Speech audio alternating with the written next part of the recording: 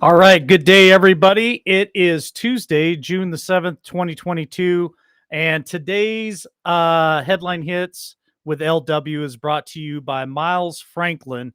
Andy at Miles Franklin, if you guys are still in the business of purchasing gold or silver, check him out at info@milesfranklin.com. Use promo code Liberty Warrior Nation. It will help this show out if you guys are in the business of buying gold or silver. It's still fairly cheap right now for silver. I think it's still under $23 an ounce is what I last seen. So a lot in the news today. We might go a little bit longer, but there is a lot to talk about. So stick with me, folks. You're not going to want to miss the ending. All right, let's start off with something that I found a little bit hilarious. So let's start off with a funny report. Dr. Seuss inspired mug draws backlash from liberals. So let me read the mug real quick and see if you guys find it as funny as I do. So here's a mug, a white coffee mug. It's got Dr. Seuss on it and it says, "Let's go, Brandon. I do not like your mental haze. I do not like your leftist ways. I do not like your son on blow. I do not like you, Sleepy Joe." And boy, have the liberals melted down. Let me spotlight Miss Jenny G, a proud liberal, who puts a post on there that says, "If you have one of these mugs, you are a loser. They should be canceled just like those racist Dr. Seuss books. Let's get their site banned off the internet." Way to go, Jenny G. You are a proud liberal and you are a libertard. All right, here it is. The liberals are back at it again. It seems like canceling Dr. Seuss is not enough. In an ironic patriotic brand selling hilarious "I do not like you, Sleepy Joe" mugs on their website has enraged the liberals, and boy, are they angry. They've gone to social media to rant about how owners of said mug are losers and how it is just like the racist Dr. Seuss book, simply hilarious. All right, what else is going on? Well, you know, this is how bright the liberals are. They are so dumb that they don't understand that when they do stuff like this, it actually increases sales. Just like every time they do a gun grab and they're trying to take our Second Amendments out of our hands, they are actually promoting gun sales right now. The best promotion of gun sales is any liberal, any Democrat out there on a gun grab. So little did they know that their plan has completely backfired. As soon as conversations got our conservatives got wind that the site was being canceled, demand skyrocketed. The owner, Tyler W, has said that they can't keep up with the demand. Sales have flooded in since conservatives found out that this particular website was trying to be canceled. So there you go. There's a little bit of funny. Now let's hit some of the serious. The Great Reset. State planned harsh COVID style lockdown to in an event to fuel shortage came out as a leak in Ireland over the last 24 hours. Irish state has planned a re-implementing harsh COVID style lockdown rules should the Ukraine crisis cause a major fuel shortage. Okay, so what are they talking about? The Ireland, the UK, and everybody's getting ready to ration fuel. It comes as ongoing hostilities between Russia and the West over Vladimir Putin's ongoing invasion of Ukraine put severe pressure on the supply of fossil fuels worldwide, with climate crazy protesters in Europe and also sometimes contributing to more local shortage by blocking essential oil infrastructure. So there you have it.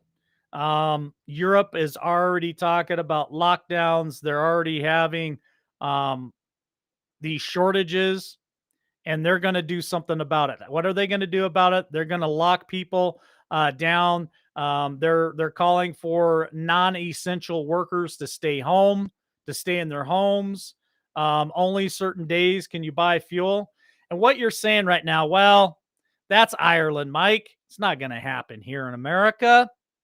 Are you sure about that? Next headline: California County sees average gas price soar above $7 per gallon. California is maintaining its status of having the highest gas prices in the nation, with one county in particular seeing prices soar above $7 per gallon for regular fuel.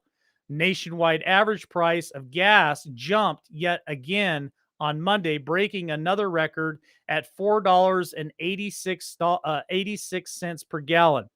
That reflects nearly 25-cent jump in the last week, nearly 59-cent rise in the last month, and a $1.81 rise in the last year. Mid grade gas has hit a nationwide average of $5.21, and premium is now $5.51. While diesel follows up by hitting another record on Monday, hitting $5.64 a gallon for diesel. No state in the nation is seeing an average price below $4 a gallon, and several states have an average of $5 or more. So now I'm telling you guys, it's coming. Be prepared. They will ration our fuel. Gas station in California nears $10 per gallon. You're saying there's no way. There is a way. So a gas station in Northern California town of Modesto is reportedly charging nearly $10 per gallon, making it the most expensive gas station in the country as fuel prices continue to climb nationwide. Gas prices at this gas station for 87% octane is $9.45. For mid-grade, it is $9.54. For premium, it is $9.76. I'm telling you, folks, if you're not being prepared, if you're not thinking about this, if you're thinking that you're going to sit on the couch and somebody is going to come in and rescue you, I feel sorry for you, because this thing is coming like a freight train. And I'm just warning you guys. Here's your warning. There is also a warning for DEF fluid out there, a DEF fluid shortage. What does that mean? All personal diesel vehicles have to have DEF fluid at this point, unless you have a very old diesel, which if you do, congratulations. But all the newer diesels out there require DEF fluid to operate. There is a shortage. The supply chain is ran by diesel tractor trailers. They also require DEF fluid. Well, if there's a shortage of DEF fluid, how are those tractor trailers going to cross America? Just giving you that warning. And how is the Democrat Party going to fix all this? Well, the House Democrats aim to reduce the 40-year high inflation by, of course, spending more money. House Democrats on Wednesday are aiming to reduce inflation by spending more money via the bipartisan, listen to this, Innovation Act. The bill promises to spend $52 billion with a B in government subsidies to improve U.S. semiconductor production, improve STEM education, and establish. So they're creating bigger government. They want to establish a supply chain office at the Department of Congress. What does that mean?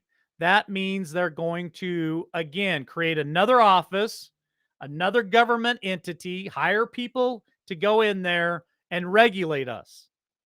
You can't make this stuff up. The bill also spends money on funding the manufacturing USA industries and institutes and manufacturing extension partnership.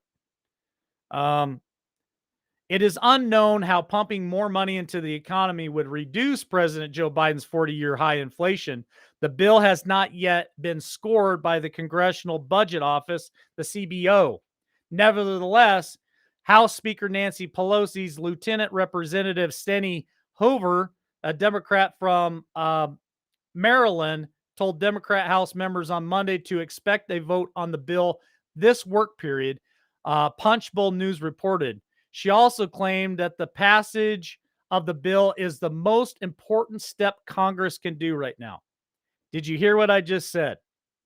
With the highest inflation in over 40 years, with gas prices hitting $10 a gallon, the best thing that this Congress can do is spend more money. All right, next headline. Poll 80% say Bidenflation is extremely and very important factor in the midterm vote. 80% of Americans say inflation is an extremely and very important factor in how they will vote in the midterm elections. On Sunday's ABCS News poll, Moore revealed that the President Joe Biden's approval on the issue of inflation is at 28%. 71% disapprove of Biden's management of the inflation. Now I can roll down through here with some other numbers and things that they're saying in this article, but I don't care. This is what I'm going to tell you. Another warning. With this high inflation, with these poll numbers being 80% of people don't like what's going on, I'm warning you right now. The Democrat Party, George Soros, and the rest of the gang are going to plan something very major to happen right before the midterms. They have to. They can't control what's going on. This is all a landslide. They have no plan on how to fix any of this. So, how are they going to fix it? They're going to fix the elections. They're going to come up with a plan to make sure that these people stay in power. Stay tuned. A complete effing chaos. Establishment media lukewarm on Biden's potential second term. Listen to this. The establishment media are lukewarm on the potential second term of President Joe Biden. Over the weekend, The Hill published a story about potential Democratic presidential candidates if Biden retracts his statements and decides not to run for a second term. The story promoted Vice President Kamala Harris. Boy, that'd be another great candidate. Let's see. Every crisis that we've been in so far, she's cackled at it and turned tail and ran. Or we can have the Transportation Secretary Pete Buttigieg, who blames everybody else, just like Biden. Or we could get back to Senator Elizabeth Warren. Yeah, that'd be another great pick. How about Amy Kokoblich? Or Bernie Sanders yet again for his third time. These are some of the people that they're already name dropping who could run for president of the United States in 2024 if Biden retracts and cannot go any further. There are doubts if he will follow through with his plans because of his age. Biden would be 81 years old in November of 2024. All right, just throwing that out there. Buckle up. Here we go. You want the Great Reset? It's on its way. Mexico allows 10,000 migrant caravan to head to the U.S. border. Listen, we got $10 a gallon gas right now. We have open borders. We have job loss. Everything that could go wrong in America is going wrong. And we have got now 10,000 more migrants heading for our southern border. Mexico police and immigration officials allowed nearly 10,000 strong migrant caravan to cross the country's southern border and head to the United States. An organizer told Fox News the group departed without government resistance from southern Mexico on Monday. Now listen to this. I'm warning you guys right now. I can't even find a house. I was born here in America. I'm 47 years old. I'm a citizen of America. I'm having a hard time finding housing here in Idaho. People are having a hard time finding housing in California. And we've got 10,000 more illegal immigrants getting ready to cross our southern border. Where are they going to go? Where are they going to find work? Where are they going to find housing? No, they're going to come here and they're going to get on government assistance, which you and me pay for. A group of approximately 9,500 immigrants crossing the southern border between Guatemala and Mexico with plans to head to the United States. And an organizer of the group told Fox News the group consists of mainly immigrants from Cuba, Nicaragua, and Venezuela. We considered we were around 9,500. It measured 51 kilometers from start to end. People keep joining.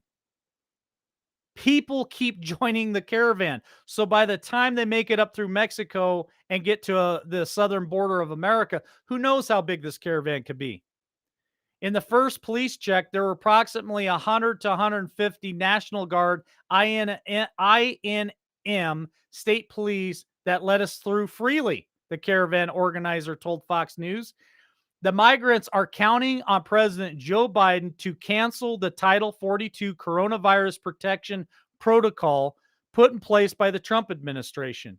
He promised the Haiti community that he would help, the organizer said, and he will recall Title 42. He will help us have real asylum. This is quote from this organizer. Quote, we need him to keep his promise. However, some of the immigrants clearly are coming for economic opportunity and not a valid asylum claim. There you have it. More on the southern border. Exclusive. Representative Richard Hudson prepares bill to help schools protect students without disarming the good guys. Now that sounds like some good news, doesn't it? Is it? Representative Richard Hudson, Republican from North Carolina, spoke exclusively to Breitbart News on Sunday. Nothing that he is putting forward legislation this week gets funds in the hands of local school districts to enable them to make the best decisions for school safety. His legislation, his legislation is the secure every school and protect our nation's Children Act of 2022. The bill short title is Stop to Act on 2022. Man, some tongue twisters today. Hudson reminded the Breitbart News that he is a father of school-aged children and that the school shootings is a gut punch. Now, I'm reporting this because here's some of the funds that they want to spend. They want to spend $1 billion and make it available for more guidance counselors. They want to spend $5 billion on training local law enforcement for various activity shooting response scenarios. They want to spend $5 billion on a higher degree of flexibility, allowing districts additional options for further training for counselors and hardening schools. Okay, so here's my opinion. I think that we should protect our children, absolutely. I think there are all kinds of options on the table. What I don't want to create is a prison scenario for my children to go to school. They're talking about more fencing, more this, more that. I do want to keep my kids safe, but I don't want my kids to have to go to prison each and every day to get an education. If they're going to have to go to prison, might as well keep them at home and homeschool them. So I don't know if this is the best plan or not. I think people of North Carolina, I think people of America should keep an eye on this bill and see what all is in it. All right, here we go. 250 Republican donors praise Senator Cornyn's gun control efforts. 250 Republican donors ran an ad in the Dallas Morning News on Sunday stating their support for Senator John Cornyn's gun control efforts. Breitbart News reported on May 27th that Senate Minority Leader Mitch McConnell, the Turtle Man, tapped Senator Cornyn to work with Democrats to achieve bipartisan gun control.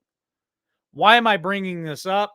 Well, for one, I don't trust Turtle Man. I don't trust any of these guys. When it comes to gun control, they're looking for common ground. We don't need more gun control. We need less gun control. We need all 50 states of America to be constitutional carry. You want to get rid of the threat? Arm your civilian population.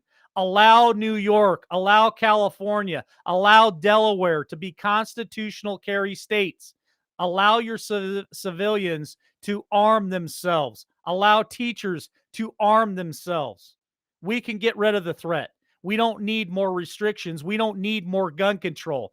Every blue state, every blue city out there has the highest crime rates of any red state in America. So it is proven fact that more gun control does not work. Criminals are not going to give up their guns. All right, here we go. Bernstein, January 6th probe has really convincing evidence that Trump attempted a coup. CNN contributor Carl Bernstein said Monday on Don Lemon Tonight that House Select Committee investigating January 6th of 2021 had really convincing evidence that former President Donald Trump attempted a coup. Are you out of your damn minds? These people make me sick. This is the narrative. This is the propaganda machine. And there are so many millions of Americans out there still watching communist news network. And they believe this nonsense. Bernstein said, what we do know, reporting is that there is an awful lot of information that shows that the committee has an awful lot of evidence. Do you hear their talking points? It's just a circling of words, really convincing evidence of all the conspiracy to have a coup in which the president of the United States, the sitting president, Donald Trump, would not permit his duty elected assessor, Joe Biden, from taking office. Are you kidding me? This is what they said. He continued. And also, what happened here? What does the committee know? The committee has a timeline, just more nonsense talk. I'm told the timeline shows that at 1 p.m., the only time under the law that the president of the United States can be elected by the electors, sitting and presided over by the vice president and the United States, the object of this conspiracy, which extends to the president of the United States. Do you hear what he's saying? This isn't my words. This is their words. They just load their words up with a bunch of nonsense to sound like, oh, wow, we really got something here. And the people that watch CNN buy every bit of this. They're claiming that they tried to extend the time past 1 p.m. That's the coup. No, you're wrong. What happened was there was a protest, which here in America, we have the right to protest. We have a right to go out and protest our grievances against our government, even if we feel like the elections were not right. We have that right. This is the propaganda that they're spinning, but I got some good news for you. I'm going to end the show with this. It's going to be short, sweet, and to the point. So thanks for joining me today. Declining number of Americans find Trump responsible for J6. A declining number of Americans find former President Donald Trump responsible for J6 Capitol protest. A May NBC survey found the percentage of Americans who told Trump either solely or mainly responsible for J6 Capitol protest has declined over the past year. In January of 2021, right after the event, slightly more than a majority, 52%, considered Trump either solely or mainly responsible. However, that figure has declined, as 45% now feel the same way, reflecting a 7-point shift, slipping those who hold the former president responsible under the majority threshold. There you have it, folks. People aren't buying this shit. It's over with. Party's over, and the chickens are coming home to roost. Thanks for joining me this afternoon, folks, and we will be back this evening, 8 p.m. Eastern Standard Time. I got some stuff that I really want to put out in the next 2 days, so stay tuned. God bless. Much love.